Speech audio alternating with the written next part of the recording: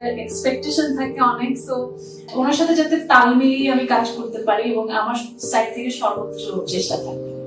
Megastar Shakib খানের সাথে cinema করা আমার স্বপ্ন ছিল, আর সেটা সুযোগ পেয়ে আমি সত্যি আনন্দিত। বললেন, চাই যে আমাকে প্লিজ একটু সাপোর্ট করবেন এবং আমার জন্য দোয়া করবেন যাতে ভালোভাবে আমাদের সবার ছোট জীবন। পর্দার জনপ্রিয় সুন্দরী অভিনেত্রী তাসনিয়া ফারিন মেগাস্টার শাকিব খান মেরিল প্রথম আলো অ্যাওয়ার্ড প্রোগ্রামে গিয়েছিলেন, আর সেখানেই উপস্থাপনার দায়িত্বে থাকা তাসনিয়া ফারিন শাকিব খানের কাছে সিনেমার চান্স পাওয়া নিয়ে আবদার করে বসে।